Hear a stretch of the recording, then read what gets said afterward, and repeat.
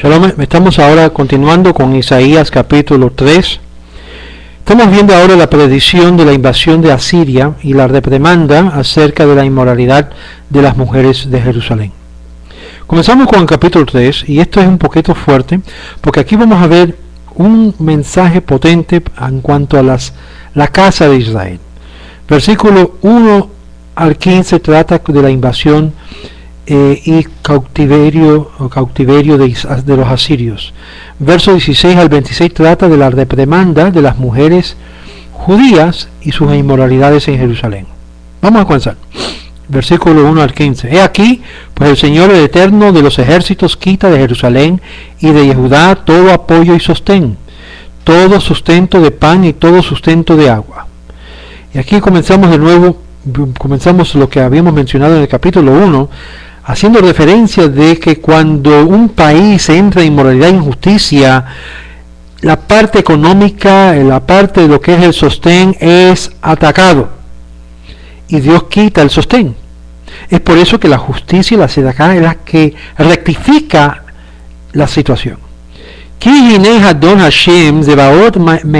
Pues he aquí el amo, el Señor, el Eterno de los ejércitos. El capítulo trata con la destrucción del malvado de los tiempos del Mesías. Y en el siguiente capítulo Isaías profetiza por su propia generación cuando el Eterno medirá su justicia sobre los malvados en Yehudá y Jerusalén, a los ciudadanos prominentes, y perecerán por hombre y por guerra. Dios está hablando y mencionando de que Él es el amo de todo, para impresionar sobre los pueblos, que Él es en sí el amo, es capaz de edificar y demolir, capaz de reedificar como destruir, de saciar, y a causa de la severa hambre, Él es que está causando y permitiendo esto. Si el pueblo estuviese consciente de su mayordomía, no habría de pecar y no abandonaría sus preceptos y pensarse de librarse de su jurisdicción, dice el rabino Kimshi. Me'ersi me'Yerushalayim ve'ume'Yehudá me'aseh u'maseh ainah. Quita de Jerusalén, de Judá, esta sección entera. Es explicado en el tratado de Hagiga 14:9. Y Isaías maldijo a Israel. Profetiza por ellos tribulación. Imagínense que lo que tenía que decir Isaías, un descendiente de David que no quiso hacer esto en su corazón, con 18 maldiciones, aún no estaba satisfecho hasta que él dijo en verso 5 en Isaías capítulo 10: el niño se comportará con insolencia con el anciano, y también los malvados con los honrados. Wow. ¿Qué es lo que es quitado? Dice, Umash ainai kol mashien lechem vekol masein mayin. Quitado es el apoyo, lo que es el apoyo y el sostén. La palabra es repetida para enfatizar acerca de la belleza poética, y la segunda palabra está en el género femenino. Dios remueve su protección de apoyo y sostén. Esto embarca todo pan y todo agua. El pan, sabemos, es para nutrirnos, y el agua, sin ella el hombre no puede existir, remover la vida.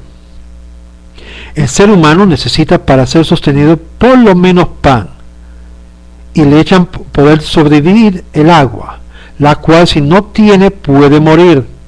Cuando no existen estos elementos básicos, podemos decir que el ser humano cuelga por un hilo por la merced divina. Cada sostén de pan y sostén de agua describe un más detalle de la manera en la cual ellos entran en cuanto a tener que depender de Dios, no solamente por el sostén, sino por el conducir. Y la ayuda del ser humano recibe de Dios por ser sostenido el pan, el lejem, y habla no solo del pan, sino como también sino de la parnasá, la situación económica, de hallar su sostén. Agua es mayim, habla de sostén espiritual que desciende del cielo, y por lo tanto cuando el profeta utiliza kol, significa todo sostén de agua. El profeta no solamente está hablando de algo físico, sino también refiriéndose a lo espiritual que éstas también simboliza. Aunque este es parte, sino todo lo que está simbolizado en el agua y el pan, o el pan y el agua. No solo del pan vivirá el hombre, sino de cada palabra que procede de la boca del amo del universo, su creación. Nosotros llegamos a pensar muchas veces que es nuestra habilidad, nuestro intelecto, nuestra sabiduría, nuestra educación, que ha traído la riqueza a florecer en nuestro mundo. Y eso es un gran error. No es esto. Todo lo que nosotros hemos estudiado y hemos aprendido y hemos invertido para la educación y que hemos podido comprenderlo, realmente es un regalo y un don de Dios. Pero aquello no termina la metáfora del concepto del sostén. El profeta comienza a relatar a otros tipos de sostén. En el verso 2. El hombre valiente y el hombre de guerra, y el juez y el profeta, y al vidente, el que puede ver más allá, y al anciano y al astuto mago, y al hábil y al hechicero. Vamos a ver cada uno de estos. Gibor Vaish. El fuerte, valiente hombre es uno que tiene la fuerza de lanzar una guerra y ser exitoso en la guerra. De aquí el profeta indica el sostén será removido y ningún valiente hombre podrá ganar la batalla. ¿Entiende lo que está implicando esto? Que Dios le da la valentía, la fortaleza y la sabiduría, el cejo de ganar la batalla. Y repito lo que dije en una de las clases anteriores. ¿Por qué este país en particular se abrió para un ataque y que no podemos responder hasta después de 10 años? Ten esto en mente. Número 2, Milhamá, el guerrillero, uno que tiene experiencia en la guerra. El sostén y apoyo será removido de ellos. Hay dos aspectos. No importar su habilidad militar, están destinados a caer en la batalla. Pueden tener los armamentos más tecnológicos y puede ser conquistado con ella, o ser conquistada sin tener que usar las armas tecnológicas. El Malbim visualiza tal héroe como uno quien se asemeja a Samson. Tal héroe era de mayor apoyo principal. El guerrero era un hombre ardiente, entrenado en las tácticas militar, y representa aquí un apoyo mayor, pero cuando tiene que ser removido es un apoyo menor. Shofet, un juez, es quien puede ser consultado por instituciones de la Torá, como dice Ibn Ezra. El Malbim explica que es un juez sobre todo Israel, tal como Joshua. Esto también es un apoyo principal, su protección civil y legal.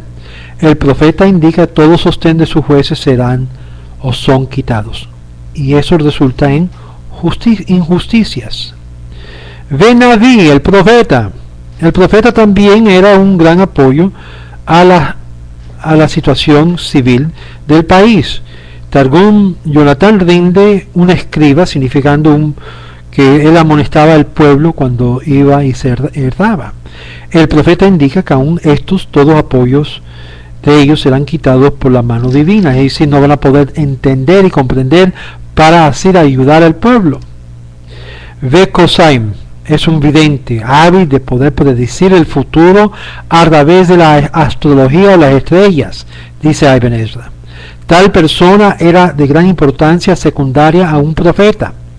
He aquí el profeta Isaías indica que el sostén o el apoyo de estos también será quitado.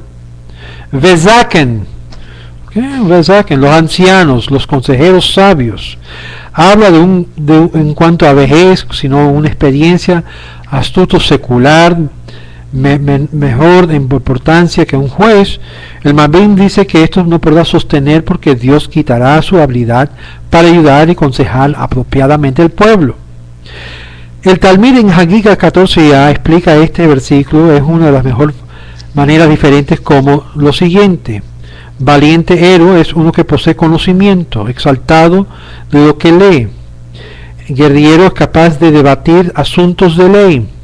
Juez, uno que quizás juzga un caso justo y rectificando y rectificando la situación, profeta, uno que acude al significado simple de la ley, evidente. Esto denota al rey, como dice en Proverbios 16, verso 10, como los hábiles hechiceros y videntes son los labios del rey.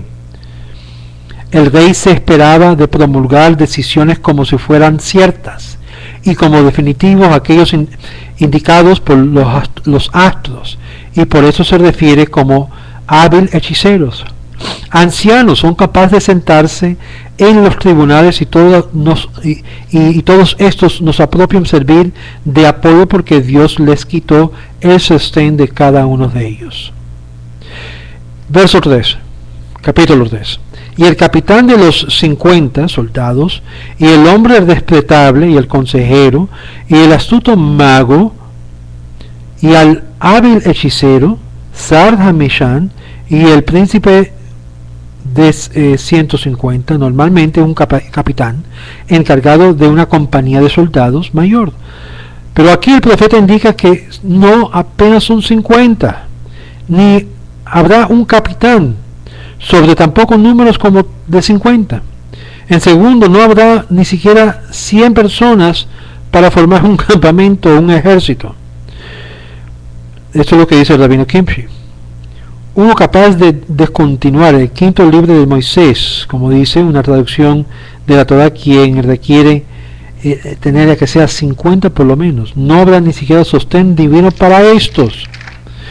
Venusui Panim, persona de presencia respetable en el sentido de la presencia de rico y grandeza. El Malbim denota con esto que es uno, aunque no oficial, sin embargo, es estimado, por lo tanto puede tener apoyo mayor y menor, pero aún de estos tampoco habrá sostén porque será quitado. Es decir, las personas que pueden aportar como si fueran príncipes, que tienen la habilidad económica de poder ayudar, serán incapacitados de su habilidad de poder ayudar.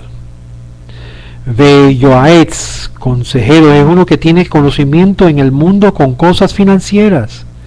Son asuntos interrelacionales entre agentes entre la sociedad.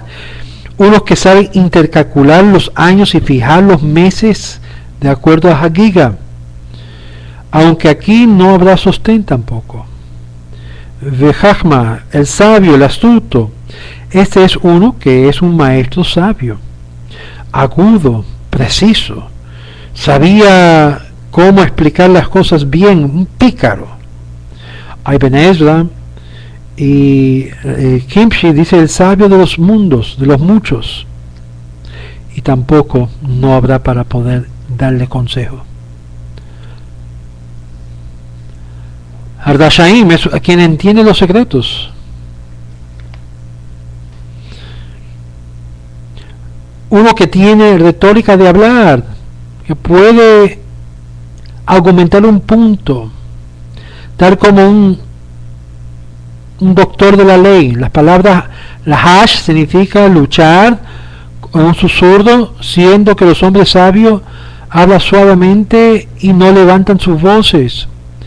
Ibn Ezra cita a algunos de los quienes interpretan como aquellos que hipnotiza como una serpiente. Rabino Kimchi dice que aún estos serán quitados. Todos estos, excepto los héroes y los guerrilleros, morirán de hambre en la ciudad. Aquí vemos algo interesante. Rashi Redak dice que el Talmud separa estos en dos, explicando el entendimiento como capaz de deducir una decisión de una premisa anterior, secreto, explicado como algo cabido, y a ser confiado con estos secretos de la Torah, dado que es en susurro, tal como la historia de la creación y el acontecimiento de lo celestial en forma de carruaje relacionado en Ezequiel. Y aún así, estos tampoco son sostenidos. ¿Qué estamos hablando? Las personas envueltas en el misticismo y en la Kabbalah serán sin uso, no podrán ayudar al pueblo. Y daré niños para ser sus príncipes y niños de pecho de los que los regirán. Wow, increíble. Vehanatati narim saraivim veta'alolim Yishma, Shalom, Bam. Estos son gente sin desposo, es decir, sin habilidad, cualquiera observancia de mandamientos, no sabe ni siquiera acerca de la ley de la halajá. Rashi, Redak en Hagiga 14a menciona esto. De acuerdo al Peshat, a este verso enseña que ellos, siendo los ancianos, serían quitados y en su lugar los jóvenes, literalmente aquellos bajo de la edad de Bat Mitzvah, tomarán el liderazgo. Personas que ni siquiera han asumido la responsabilidad de asumir la ley de la Torá.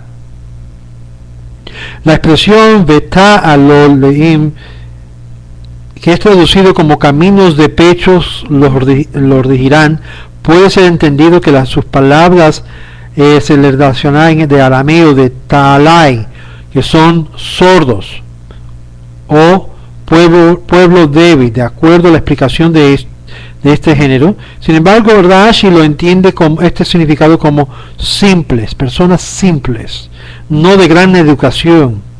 Ta'alulim significa escarnecedores, como personas en su lugar que va a burlarse, burladores. En Job capítulo 16, verso 15, dice, en su 100 mi radiancia, mi esplendor en polvo, y la palabra aquí, ensuciar hebreo, es lati, y en Éxodo 10, verso 2, dice, como yo burlé, hat alati, a los egipcios. Es decir, es hacer una burla, burladores. Otros explican esto como hoskas, esto de acuerdo a Ibn Ezra y Kimshi. Verso 5 del capítulo 3. Y la gente se oprimirá unos a otros, cada hombre a su prójimo y cada cual a su vecino. El niño se comportará con insolencia, como el anciano también, y los malvados con los honrados. La gente se oprimirá, ellos presionará y opresionará cada uno con competencias y contiendas y lucha, dice Rashi. Esto es en sí una maldición adicional, que ellos no se sujetaron a sus líderes o regentes, pero cada cual se apuntaron a sí mismo como los oficiales para coercionar a su prójimo a obedecer la ley. Esto es lo que dice Rabino Kimshi. Con insolencia se comportarán los niños, Nahar, con el Betzaken, con el anciano del pueblo. Es decir, que el niño joven, el muchacho, se va a levantar sobre el anciano para derrotar su poder, dice Rashi. Ahora, Ibn Ezra explica esto como una expresión de regir y sobre en sí apoderarse de lo que es el pueblo. Esto explica que ellos se apoderarán sobre el poder de los ancianos y se comportarán insolentemente a ellos, a los ancianos, sin vergüenza, con jactancia, orgullosos, y los malvados con los honrados. Los malvados aquí se refiere a los Naá, los niños, y los honrados a los ancianos.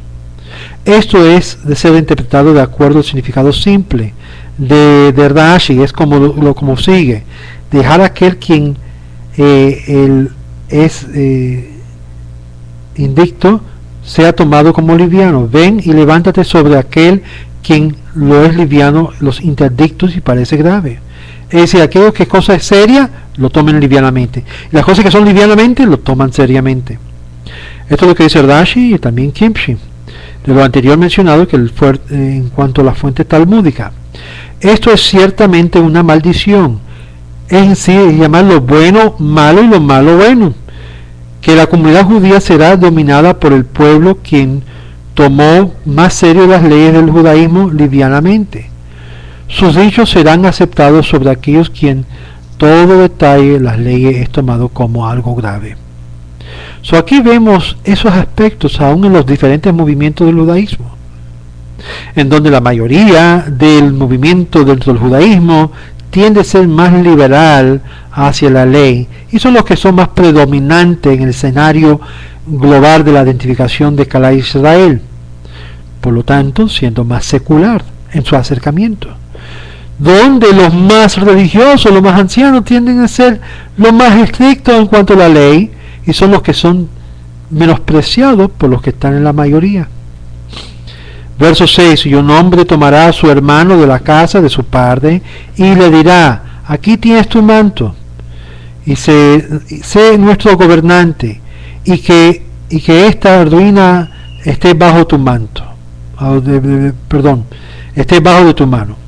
Cuando un hombre tomara presa a su hermano en la casa de su padre, diciendo, tú eres rico, próspero en la Torá, y es como blanco a ti como un vestuario. Rashi dice, una fuente midrashica de Midrash desconocido, en el Talmud, en Hagiga 14a y Shabbat 119b, el vestuario simboliza aquella parte de la Torá no conocido a pocas personas. Cuando a uno le es preguntado acerca de ella, él lo esconde como si estuviese cubriéndose con su sombra, como su sobrecama. Significado es simple, es que uno de los familiares relativos por su chaqueta o vestuario le habla a él y le suplica concerniente a este asunto.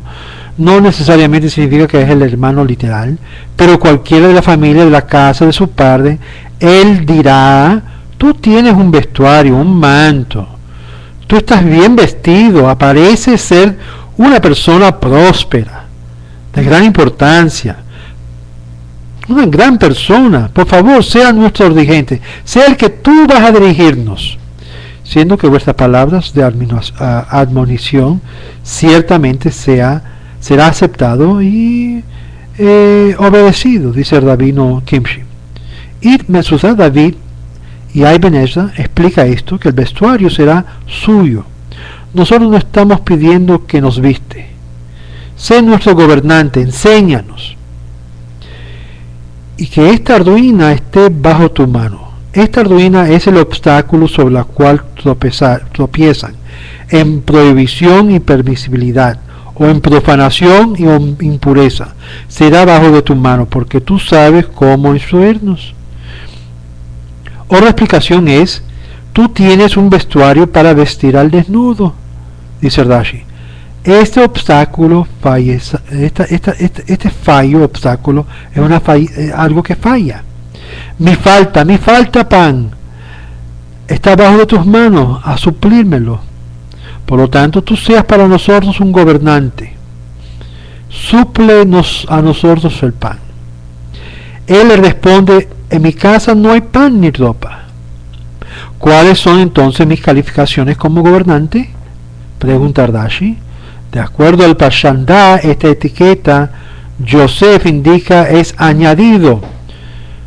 Esto de acuerdo al rabino Yosef Kara. Vamos a ver el versículo 7, quizás nos da una indicación sobre esto.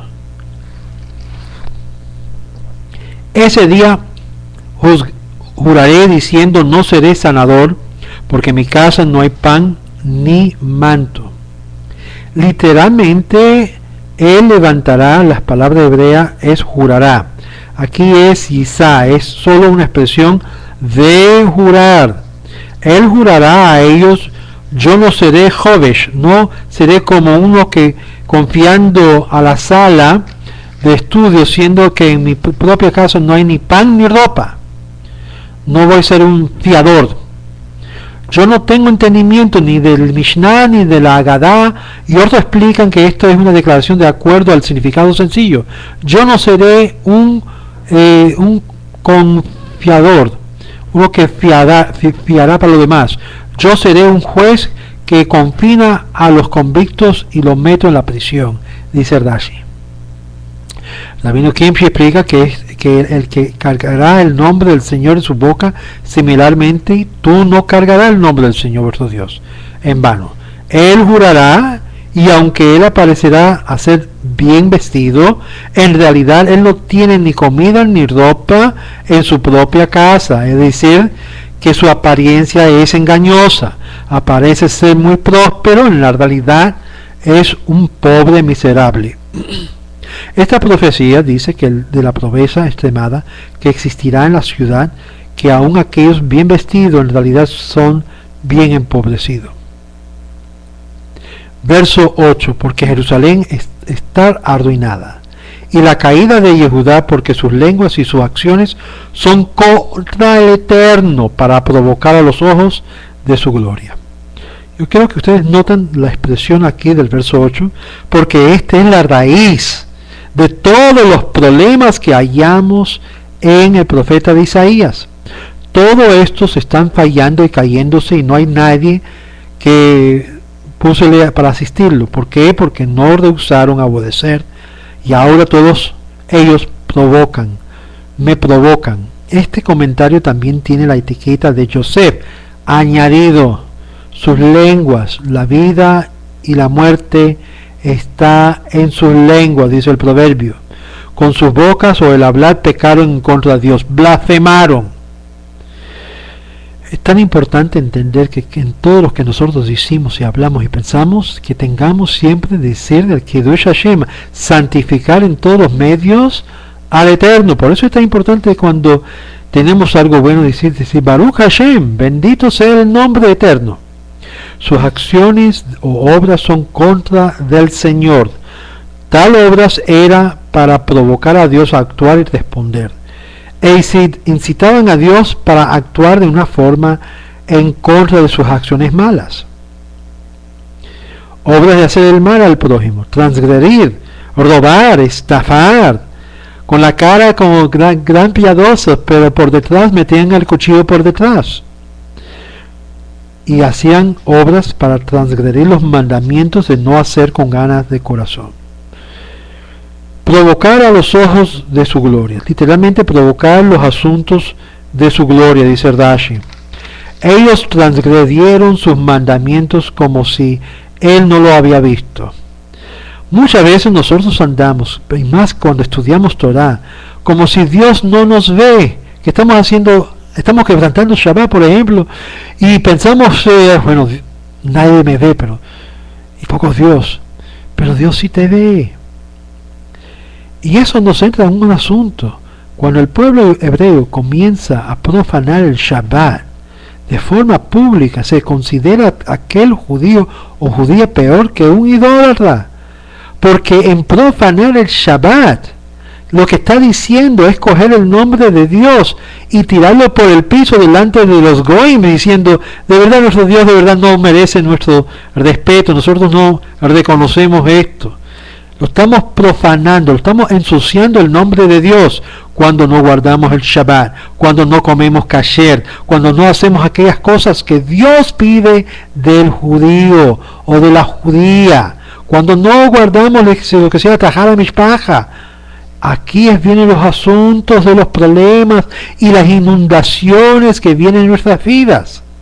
Verso 9, su propio semblante es un testimonio contra ellos, y declaran su pecado como Sodoma. No lo oculta, ay de sus almas, dice el verso 9, porque ella misma se han traído el mal. Es decir, por sus propias acciones ha causado el hambre y lo que es los problemas económicos y los problemas de inundación y las calamidades que vienen al mundo. Nosotros mismos lo hemos causado. Su propio semblante, el pecador que ellos mismos reconocen y demuestran su rostro el favoritismo, hacen el juicio y esto da testimonio contra ellos delante de la presencia divina. Recuérdense el pasaje que habíamos citado, el salmista, que dice que Dios está en medio de los dioses y está en medio de la cosa para juzgar. Es decir, que Dios está mirando cómo juzgan los jueces, cómo juzgan los regentes en todos los asuntos. Otra versión es que el reconocimiento de su semblante. Ellos son conocidos por su coraje de su rostro, fuerte, chutzpah.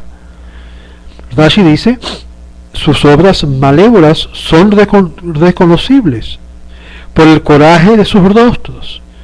Esto lo dice el caro Joseph, dice Ibn Ezra, dice Kimshi, dice también Mesudá David. El rabino Kimshi explica esta expresión que el coraje de sus rostros testifica en su contra. Esto está basado en la raíz, en el arif de Arbe, la declaración, su pecado como Sodoma, no lo ocultan, no lo niegan, es decir, ya no tienen vergüenza. O sea, hubo un tiempo en este mundo que cuando una persona hacía algo mal, se abochornaban, se sentían terribles, se compungía con culpabilidad, y más siendo descubierto, peor. Pero esto, dice Isaías, cometen pecados públicamente, ya no tienen bochorno, no tienen vergüenza, lo hacen públicamente en la calle, le gusta que no le gusta, tiene la cara como una cara de hierro. Además, sus pecados, siendo reconocidos por la expresión de su rostro, ellos cuentan acerca de sus pecados, no lo niegan. Sí, yo estafé a fulano, tremendo negocio yo hice. Acerca de sus pecados no lo niegan ni lo esconden, muy parecido a los habitantes de Sodoma, que se jactaban del mal que hacen al prójimo y se engullecían por el pecado que se hacían públicamente, sin vergüenza, como le robaban al vecino 2 o 3 uvas. Yo me fui a ver como nada. Los valores, la vergüenza, ¿dónde está en el público? ¡Ay de su alma!, dice Isaías, porque ellos mismos han traído su propio mal. Creo que me ha oído acerca de por qué el Eterno me permitió este mal a caer y se ha empeorado en este país, en los Estados Unidos. Y aquellos que han oído mi charla sobre lo que es, qué dice el judaísmo sobre el fin del mundo, pueden entender que el mismo pueblo de Israel eligieron a su propio mal aquí en los Estados Unidos. Y la economía de los Estados Unidos parece que no supera. Porque nuestro pueblo acá eligieron su propio mal. Por sus obras ellos trajeron sobre sí mismos su propio mal. Esto es completamente su culpa, así que ellos no tienen más profetas, jueces, etcétera, no hay nadie que lo reprenda, y aquellos que levantan su voz de acuerdo al profeta Isaías lo castigan y dicen: ¿quién eres tú para hablar sobre esto? Interesante, ¿verdad? Cómo se repite la historia, ¿verdad? Los países de Latinoamérica está pasando esto, aquí está pasándote igual, en los países de Europa donde está la judería, igual, y hacemos la pregunta: ¿por qué? ¡Ay de su alma! Porque ellos mismos han traído esto sobre ellos mismos. Es por eso el mundo camina como camina el judío, y es menester que el judío camina rectamente delante de Dios para que el mal no caiga sobre el mundo. Además del mal que ellos se habían traído a sí mismos durante su vida entera, es declarado a sus almas, las cuales serían destruidas después de su muerte. Estoy hablando de la eliminación de Olam Haba en el mundo venidero, porque ellos mismos han traído su daño a sus propias almas. Esto lo dice Kimshi. Cuando el Yehudí que tiene contrato con Dios va en contra de los mandatos de Dios, no solo causa consecuencias externas a venir sobre su mundo y su sociedad, sino causa daño interno, daño a su alma. Este daño puede ser algo que afecta el mundo venidero. Literalmente, dicen nuestros sabios que todo Israel tiene una porción en el mundo venidero. Hay que hacer algo para quitarse de esa porción. Y esto es lo que menciona Kimshi, que ellos hicieron algo para removerse del mundo venidero. Verso 10: decid del justo que todo irá bien, porque los justos comerán del fruto de sus acciones. El justo es alabado porque ha hecho obras del bien, bondad. El justo comerá de sus frutos, de lo que sembró en sus acciones buenas. Esto es lo que va a cosechar. Sus obras y otros que aprenderán de ellos de hacer el bien. Y es una lección que podemos usar esto para hacer un cambio en el mundo que vivimos. Cuando nosotros cambiamos nuestro andar y comenzamos a andar correctamente, haciendo el bien, ayudando al prójimo, siendo canal de ayuda en vez de mal, seamos alabados por el Eterno, porque estamos haciendo como Él hace. El rabino Joseph Kara se desvía de esta explicación y dice: alabado sea el justo, porque será bien para él en el más allá, porque al Barbanel relata este versículo al hombre que rehúsa ser asignado como líder, juzgando sus habilidades a ser inadecuado para la posición. Alaba a este humilde hombre justo. Ordo explica el versículo a su sentido simple, a significar decir al hombre justo que hizo el bien. Esto lo dice Rashi. Rabino Kimchi explica este versículo en conjunción con el verso que le procede. Por lo tanto, a veces el malvado prospera en este mundo. Ay a su alma, porque ellos eventualmente recibirán su pago justo. Porque ellos serán pagados con el mal. Diles a todos acerca del hombre justo, sin embargo, si es bueno y no revierte al mal, él comerá del fruto de sus obras, ambos en este mundo como en el mundo venidero.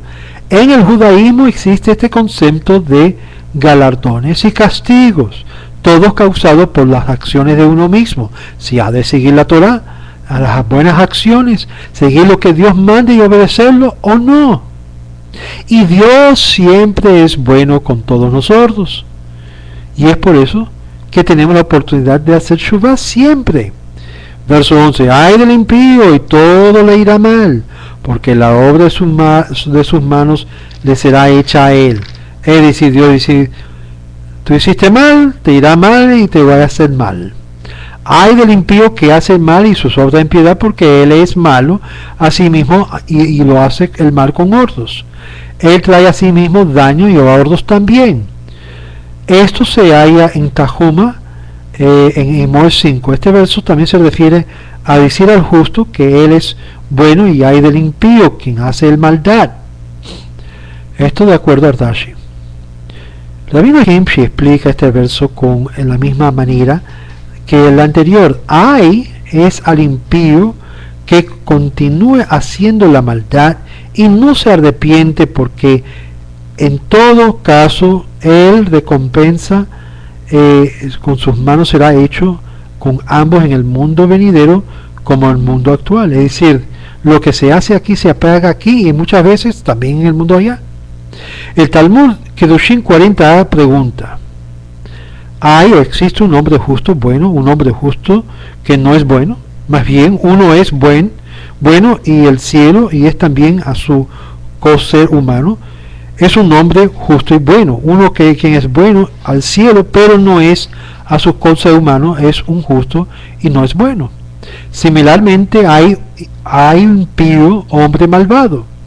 Hay un hombre impío malvado y un hombre malvado que no es impío. Más bien, uno quien es malvado al cielo y a su colega de su ser humano es un hombre impío malvado. Mira que uno es un malvado al cielo, pero no es a su colega humano, es un malvado, pero no es un impío. Ya no tenemos lo que es la definición de qué es un malvado y qué es un impío. Obviamente, una persona que es un malvado es al cielo pero no y puede ser una buena persona. ¿Cómo las escrituras concluyen? El hombre bueno, justo, come del fruto de sus obras, además de su recompensa en el mundo venidero. Él come del fruto de sus obras en este mundo, mucho como una planta, el que planta un fruto de la cual puede comer sin disturbar la planta misma. Verso 12. En cuanto a mi pueblo, lo rige un niño de pecho y gobiernan sobre ellos mujeres. Oh pueblo mío, ¿quién te conduce a hacer herdar y destruyen el camino de tus trayectorias? En cuanto a mi pueblo, lo rigen un niño de pecho. En hebreo, Ami Nogzain Meolel. Ellos son burladores, dice Rashi. Metzudat rinde esta presión, los burladores entre ellos lo presiona a ellos y rigen sobre ellos. Ordos lo rinden como regentes, que son infantes, o lo que es no adultos. Targum Jonatán rinde este verso: mi pueblo cuyos regentes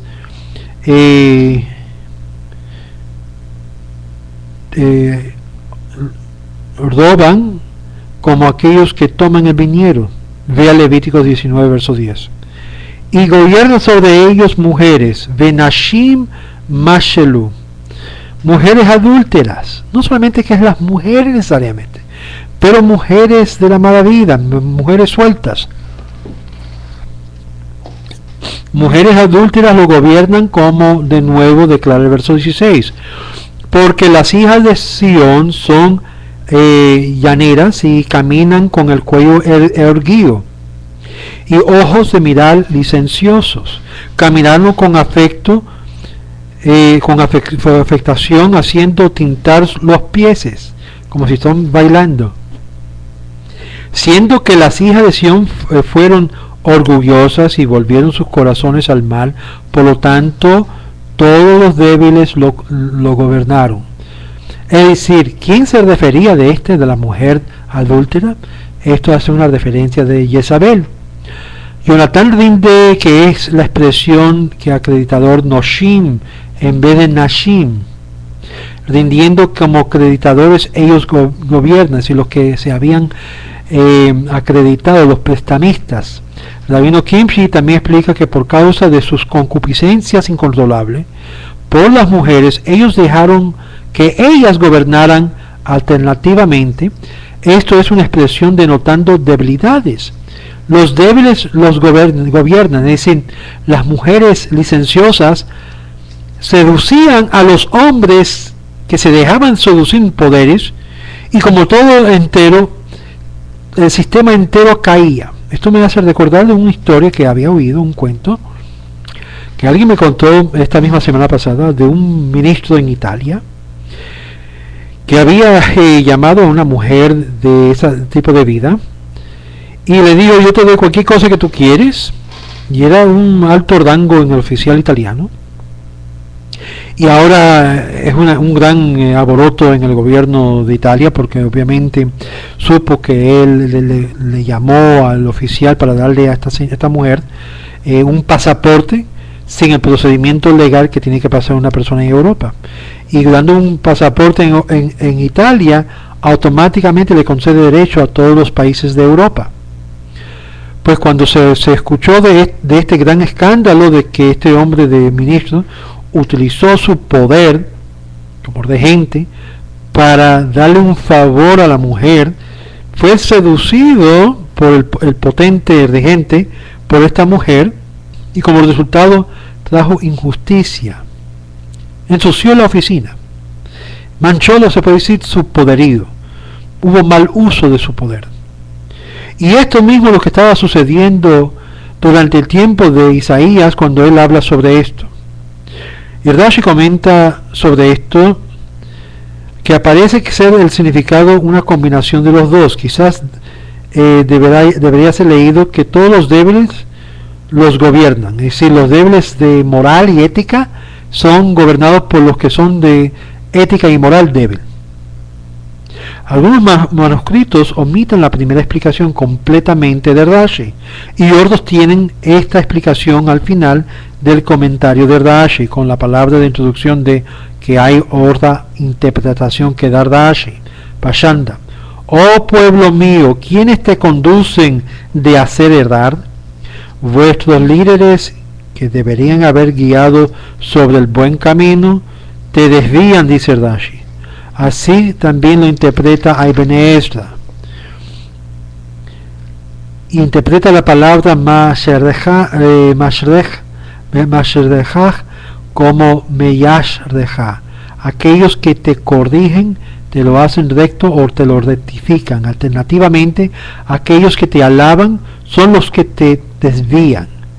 Los falsos profetas que te alaban cuando cometes obras malévolas son los que te desvían del camino, dice Kimchi, y dice Targum Yonatán. Destruyen el camino de tus trayectorias. Rashi y Targum Yonatán dice que ellos destruyen el buen sendero, que una vez ellos seguían y que tuvieron principios y repitieron y regresaron, renegaron al servicio del Omnipotente. Alternativamente, ellos han escondido el sendero apropiado, el sendero de la Shuvá y te han desviado al sendero malo, que no es Shuvá sino es arrogancia, lo opuesto, dice el Rav Yosef Karo. Verso 13: levántase el Eterno para juzgarse a sí mismo y se pone en pie para juzgar a los pueblos. Y así dice: Nitzav leharib Hashem ve'omaid ladin amim. Levántase el Eterno a juzgar el caso de Israel estando de pie, así por decir, para no ser tan estricto en su juicio. Se pone de pie. Esto indica que el Eterno demora y habita sobre el juicio de las naciones. La expresión de ponerse de pie significa una demora. Otra explicación: no piensas que Dios no te castigará por tus malas obras, porque el Eterno Señor siempre está de pie preparado de juzgar todas las naciones y por seguro su pueblo Israel, el objetivo de su providencia, dice Kimshi. El Eterno entrará en juicio con los ancianos de su pueblo y con los príncipes, porque vosotros habéis devorado la viña y el despojo de los pobres está en vuestras casas. ¿Por qué entra en juicio el Eterno con los ancianos? Porque ellos deberían haber sido los primeros de protestar y proteger a los que no podían protegerse a sí mismos, dice Shabbat 55a.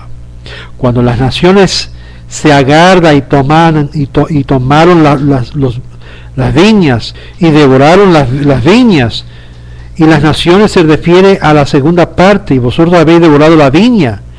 Yo, el Eterno, me encendí en sus cortes, y ustedes, los ancianos, lo ayudaron a las naciones, le dieron fuerza a hacer el daño. Tan culpable el que lo permite como el que hace el daño, y como aquellos que hacen el daño. Por esto los ancianos son juzgados. Vea el ejemplo de lo que es en Éxodo, Rabá 5:12, y el Tarjuma Kedushim 1. El despojo de los pobres está en vuestras casas. ¿Cómo el despojo? Lo que le pertenecía a los pobres, que era la cosecha de las cuartas esquinas de Payat, que estaba prohibido de consumirlo, eso le pertenecía a los pobres, a los necesitados, a la viuda y los huérfanos de la generación de los pobres, porque eran pobres sin obras. Fuerte desconocida es este Midrash. Todo este comentario se halla en la fuente agádica del Midrash, pero de acuerdo al significado simple, trata con Israel y se refiere a los tribus. Los ancianos y los oficiales príncipes consumieron el resto del pueblo. No solamente lo que le pertenecía a los pobres, ellos se lo consumieron. Esto puede ser una expresión de remover o devorar. El profeta enjuicia a los príncipes, a los oficiales, de explotar a su población, a los ancianos por fracasar de protestar estas injusticias, por fallar en castigar a los oficiales y principios. Ellos tenían que protestar, ellos tenían que alzar la voz. Hay de nosotros que cuando vemos injusticia no alzamos la voz. Somos tan culpables como los que cometen la injusticia. Aquellos asignados a proteger a los oprimidos y darle una forma de corregir, y sus quejas fueron culpables de la misma ofensa de la explotación, dice Abarbanel. Está en su casa significa que tomaron lo que no eran legalmente de ellos y tomaron posesión de las propiedades ilegales de sus propiedades a través de esta explotación. Muy parecido a lo que sucede en los países de Latinoamérica, que expropian propiedades privadas a hacerlo del Estado. Eso se llama una estafa legal. Eso es tomar la justicia y el poderío y estafar a los pobres y necesitados. Esto lo dice la Torá. Verso 15: ¿por qué aplastéis a mi pueblo y machacasteis el rostro de los pobres? Dice el Eterno de los ejércitos. En el nombre del Estado yo confisco las propiedades. Eso es lo que estaba sucediendo. Y es por esto que hay leyes dentro de la Torá que prohíbe que los dirigentes, los príncipes, de tomar cosas que fueron dados y puestos al lado para los pobres y los necesitados. Verso 15, ¿por qué aplastáis a mi pueblo? Literalmente, Magen tejahu, ami bepenei aneyim tijanu. Ma, que la gem significa a ti, ¿qué es esto para ti que aplastéis? Como si fuera hablando a un grupo de personas que no le interesa la justicia. ¿Qué es esto de ti? Y ahí es donde vemos las grandes injusticias. Vamos a parar aquí en el versículo 15 y vamos a resumir en la próxima serie del capítulo 3, que estamos viendo el capítulo 3 de Isaías. Y quiero decirle, aquellos que han recibido estudios con este medio, déjales saber a otros que ellos pueden también enrollarse en nuestros cursos de Torah y Tenach, simplemente yendo a radiotorah.com o enviándonos un correo a loscaminosdeisrael@yahoo.com, loscaminosdeisrael@yahoo.com. Pues en la próxima vamos a continuar con el verso 15 en adelante para terminar el capítulo 3 de Isaías, y así cada vez yendo marchando a través de este estudio de Isaías, el profeta que Dios envió al pueblo de Israel. Shalom, shalom.